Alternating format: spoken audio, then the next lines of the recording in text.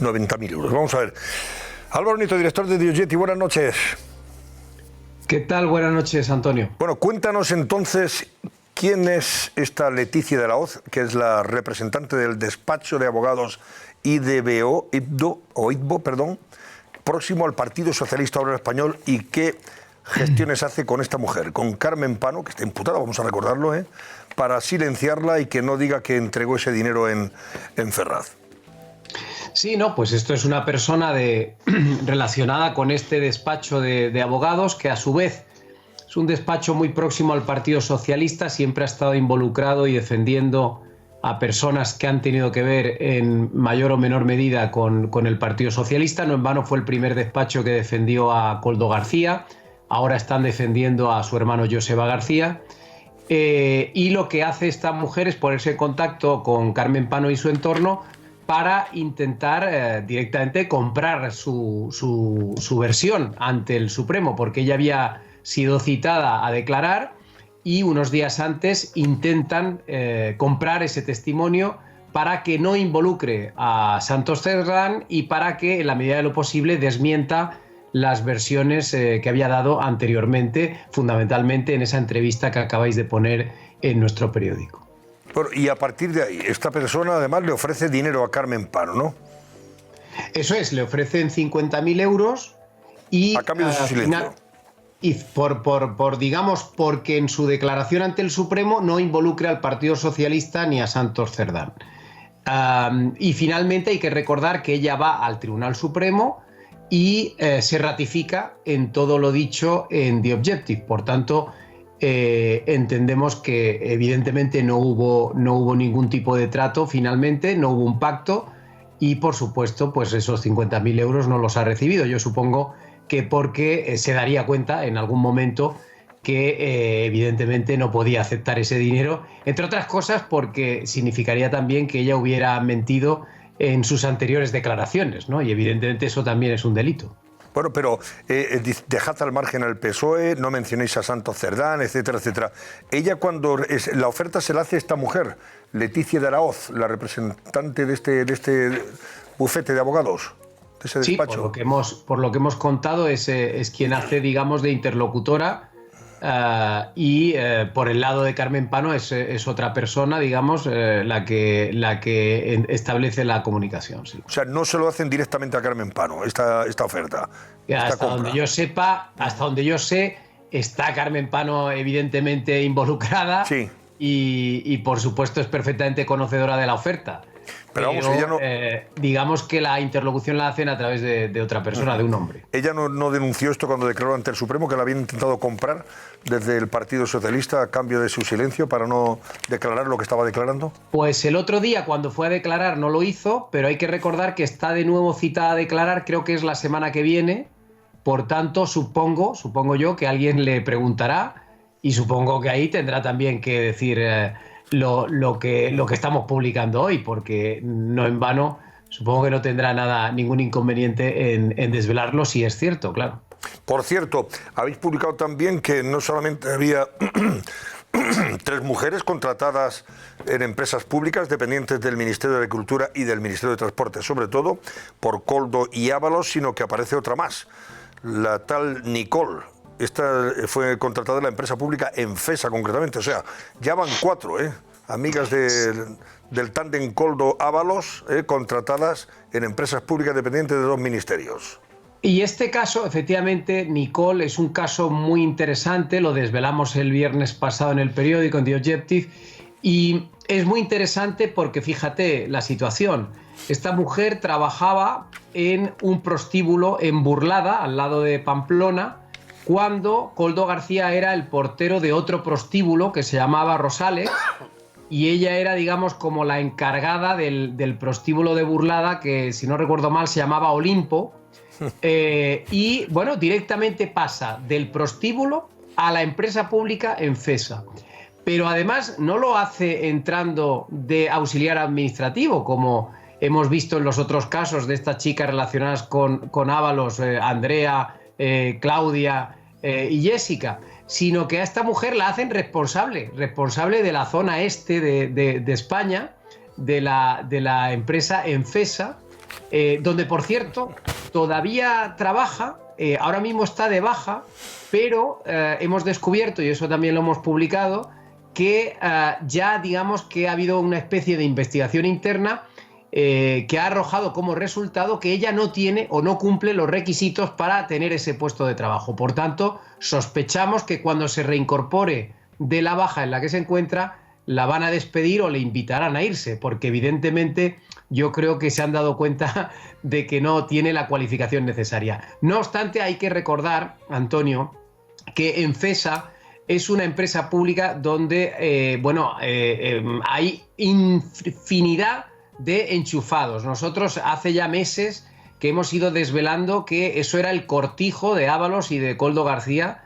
Ahí hay una endogamia tremenda. Aproximadamente creo que llegamos a publicar que de todos los trabajadores aproximadamente el 18% eran familiares entre sí. Es decir, que tú fíjate qué porcentaje tan alto de gente, había padres, hermanos, primos, sobrinos, maridos, mujeres. O sea, es un auténtico despelote, si se me permite la expresión, esa empresa pública. Yo espero que al menos estos casos sirvan para que a partir de ahora alguien exija algún tipo de auditoría y se ponga un poquito de orden, porque sospecho sinceramente que hay muchos más casos que este de Nicole que acabamos de descubrir. O sea, depende del Ministerio de Transportes, por tanto de Puente ahora. ¿Y a qué dedica su actividad esta empresa Enfesa? Pues esta es una empresa que se dedica a limpiar las vías del tren. Digamos que es una empresa que sobre todo tiene contratada gente de muy baja cualificación. Era donde trabajaba el hermano de Koldo y donde le echaron la semana pasada. Como digo, es gente contratada por muy poco dinero para limpiar las vías del tren y adecentar, digamos, toda la red ferroviaria de España. Bueno, pues ya veis, en fin, no aparecerá otra, ¿no? ¿O sí?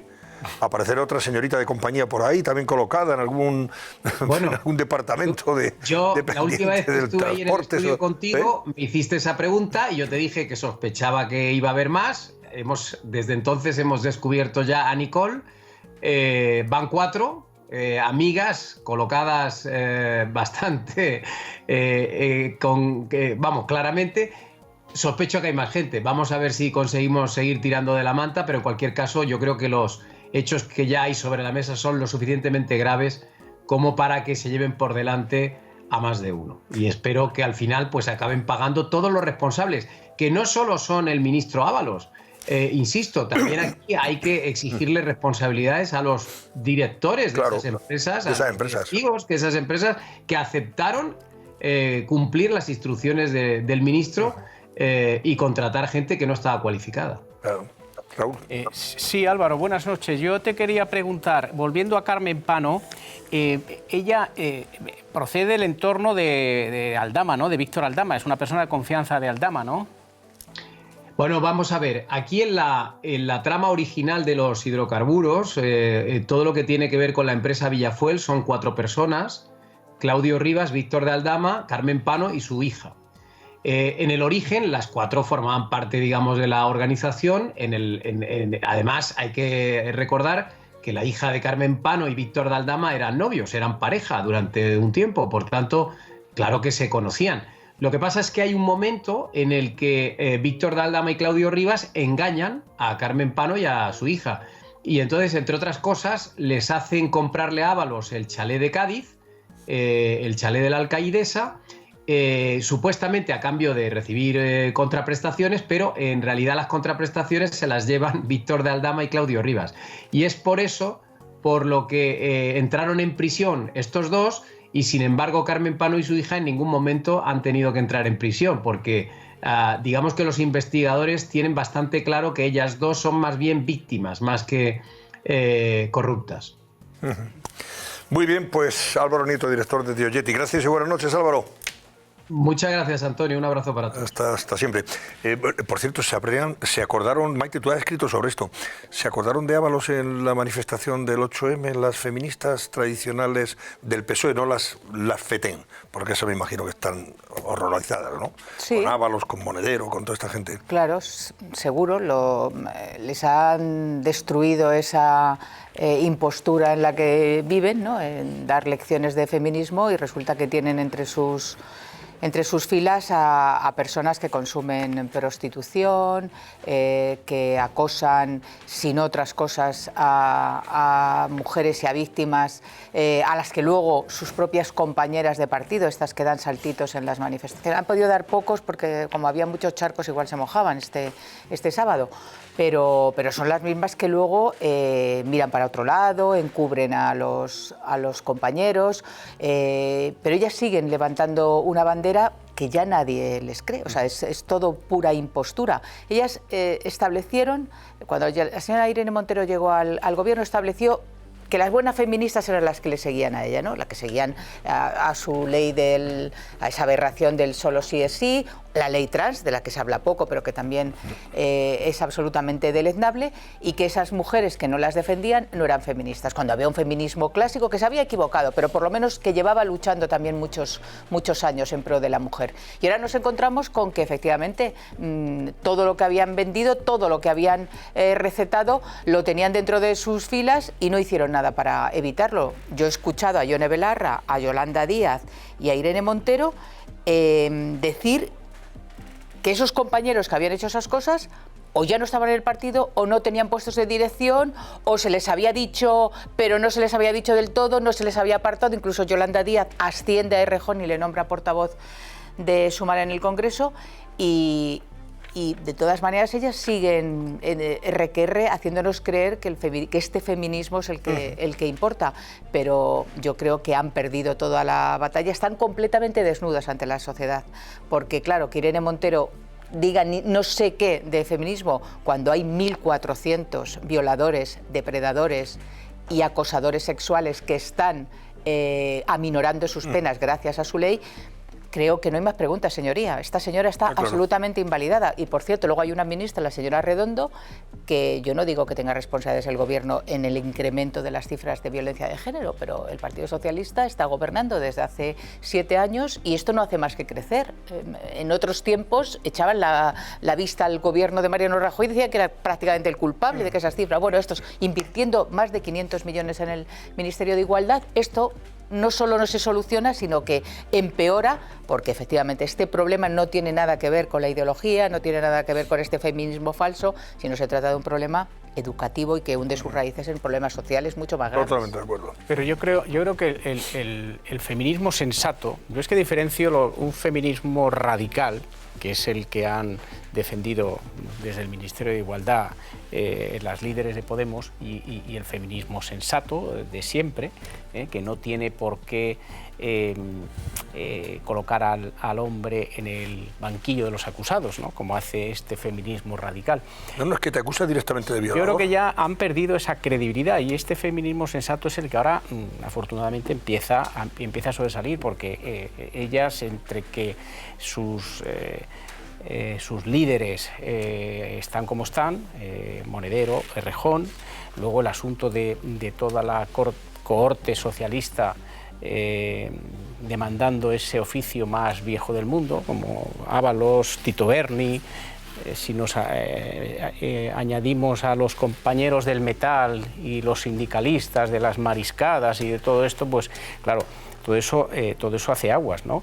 Entonces, pero bueno, es muy dado a la izquierda estar siempre en este océano de contradicciones, de incoherencias, de cinismo, hipocresía, ¿no?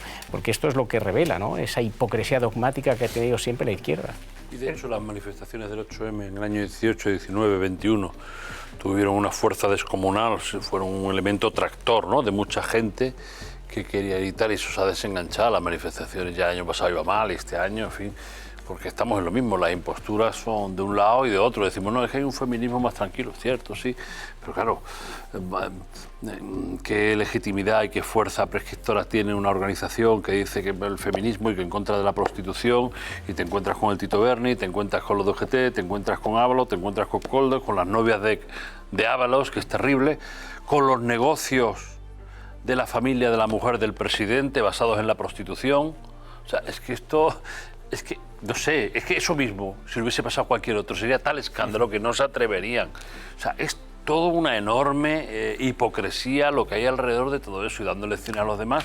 Y algún caso más que se acabarán sabiendo también. Exacto. De algún digno dirigente también socialista y también con estas aficiones que dirían por ahí, que me parece, bueno, no me parece bien ni mal, pero es que van sacándole la bandera a los demás, ¿no? Y sean de los demás. Y luego otra cosa... Es decir, es que el Partido Socialista hiciera bandera de la abolición de la prostitución, cuando los negocios de la mujer del presidente del gobierno proceden de la familia, del padre y los tíos, es lo que sea, proceden todos de la prostitución, de verdad. Pero esto, claro, como no se puede decir, pero es que no hace falta más acreditación ya, pero esta gente, en fin, bueno, pues hay que decírselo, claro, normal. Al cabo de los años, pues la impostura pues no se sostiene, y son 4 creyéndose lo suyo. Y luego, sin entrar ya en eso que tú... Oye, pero que es muy relevante. No, pero quiero decir, no en el ámbito... No, digo que no solo en el ámbito de la prostitución y demás, es que las propias señoras que dan lecciones, además, deben sus puestos al metro conyugal también. Sí. Los ascensos que han tenido en política, la señora Montero, ¿quién puede creerse que llegara a portavoz de Podemos en el Congreso, a eurodiputada y probablemente sea la próxima líder interpuesta del partido, si no es porque ha formado una familia o está conviviendo con el señor Iglesias? Yone Belarra, ¿por qué está ahí? Porque es compañera de colegio o de facultad de la señora Irene Montero. La propia Begoña Gómez debe toda su carrera profesional a ser la mujer de quien es. Quiero decir que claro, que muchas mujeres ya estamos hartas de escuchar ese tipo de argumentación. Es que es todo mentira, es todo falso. O sea, ha sido la venganza poética lo que les ha pasado a todas estas señoras. Gente que se pone a dar lecciones a los demás. Claro, porque... a otra gente que, desde luego, hombres y desde luego mujeres, ¿no?, que no necesitan lección de ninguna de ellas. Claro, decir, exacto. Cada una de vosotras, cada una tiene su propia trayectoria absolutamente de trabajo, honorable, intachable y tal, y vienen unas señoritas jovencitas que vienen a decir, es todo tan grotesco, que ahora es verdad que ha funcionado durante un tiempo, pero cuando deja de funcionar, el asunto es absolutamente escandaloso, es decir, que ya no pueden ponerse bravas ni ellas, ni unos por el tema, ni los otros con la prostitución después del historial que tienen. Es que el señor Ábalos, claro, iba a votar para abolir la prostitución y luego consumía por la noche estaba por ahí con unas señoritas en un piso. Quiero decir que está muy bien, si está en tu mano abolir la prostitución y tal, si es lo que considera, pero habría estado mejor no usarla, habría estado mejor no vivir de ello. Claro, en fin, claro. Tú de repente quieres abolir la prostitución, pero antes es un negocio que te ha parecido absolutamente honorable, que ha dado, en fin, son cosas que de unos caraduras impresionantes. Hipocresía, pura hipocresía. Decía Raúl, vamos al repaso de la prensa. Los ascensos meteóricos, ¿no? La propia esposa del presidente asciende de graduada en marketing a catedrática y esta chica del Olimpo de Burlada a dirigir el ala oeste de Infesa, ¿no?